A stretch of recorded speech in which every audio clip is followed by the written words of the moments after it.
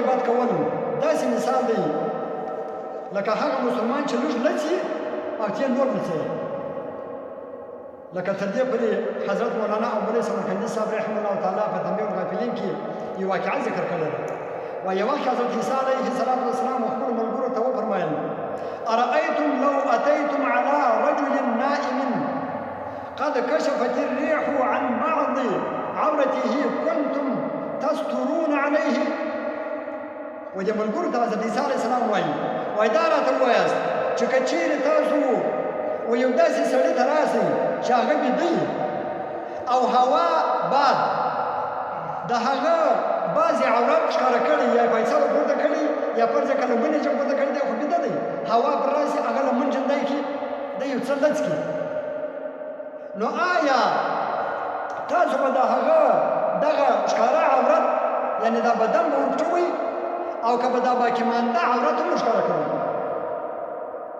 نو ملګرو حضرت عیسی علیه السلام ته جواب کې وویل چې نه صاحبه موږ به د هغه ښکاره عورت چې هغه ښکاره سوی د هغه به ورپټوو او لمن به څوک پر عورت باندې راوړو هغه پیسه به راکښته کوو چې عورت دا بدن ښکاره وي او پیسه به راکښته کوو نور په ټول پر اچوو.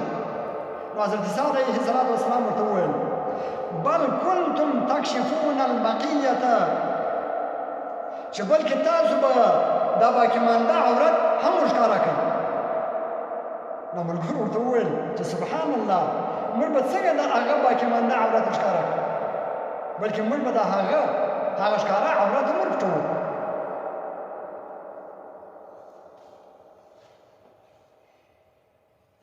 دا به ولې موږ ورښکاره کوو؟ نو بیا په آخر کې حضرت عیسی علیه السلام ورته وفرمایل أليس يذكر عندكم الرجل فتذكرونه بأسوأ ما فيه فأنتم تكشفون بقية الثوب عن عورته. حضرت عیسی علیه السلام څنګه خبر ورته کوي وایي آیا داسې نه ده چې په یو مجلس کې ستاسو په مخ کې د یو چا تذکره یعنې غیبت کېږي هغه یو غیبت یاد کړي په مجلس کې او ته پکې ناست یې نو تاسو د هغه عیبونه بیانوئ کوم چې په هغه کې یې یعنې هغه عیبونه باندې چې دی خوا به بدی او په ده کې یې نو ګاه کې د هغه په دې غیبت کولو سره تاسو د هغه باقي مانده عورت هم ورلڅئ د مخه لږ لڅو ته نور پسې لڅئ. ډېر کسان دا خبره کوي چې یاره موږ په مجلس کې ناست یو زه درې تسبیح اړم سبحان الله وایم په دې سبحان الله ولاکه خدای خطا بسې ظالمه پر تا دوه شیان فرض دي په دا مجلس کې چې نور غیبت کوي ته دا سبحان الله مو وایه دا دې نه دی فرض ته دا کسان د غیبته باندې چې ظالمانو غیبت مه کوئ مردار خورو نجس خورو مه کوه دا غیبت ولې غیبت کوئ نور مجلس نشته که دوی دا غیبت نه منع کوئ پر تا باندې بیا دا لازمي دی چې ولاړ سه دا مجلس کې مه کښېنه ستا و د دې دا خشن فرق بیا نزدشته کې ناست دی که څوک ته تسبیحات کې وایه ته ذکر و اذکار کې کوې په ګناه کې مکمل ورسره شریک لکه دوی چې څومره ګناهګار دي څومره د عذابه ډک خلک دي د هغومره ته هم د عذابه ډک یې او په ګناه کې سره شریک یې نو د بل پر غیبت خوند اخلي د بل پر عیبو باندې خوند اخلي ته ورته ګورې خوند یې بلا خلاصه دی په اډو یې اخلي د خوله شولی سبحان الله په دا خدای خطا باسي دا رقم نه ځي کېدی. حضرت سفیان بن حسین فرمایي چې زه د ایاس بن معاویه سره ناست وم نو په دغه دوران کې یو سړی زموږ په مخ کې تېر شو نو ما د هغه غیبت وکړ نو ایاس فورا راته وفرمایل هل غزوت روم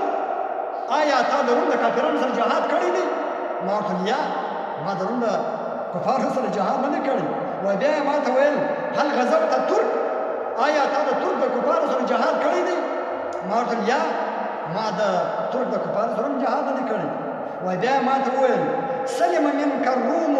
وسلم منک الترک ولم يسلم منک اخوک المسلم چې ګوره د تا څخه د روم او د ترک کافران سالم پاتې شوي دي لیکن خپل مؤمن مسلمان ورور محفوظ نه درڅه پاتې شوی چې دا غیبت وکړي دا سفیان بن حسین وایي چې بیا ما په ټوله زندګي تر ډېره پورې ما بیا د چا غیبت نه دی کړی هغه ویل که ته دی نرې د کافرانو سره وژنې ته مسلمان په مخه راوسته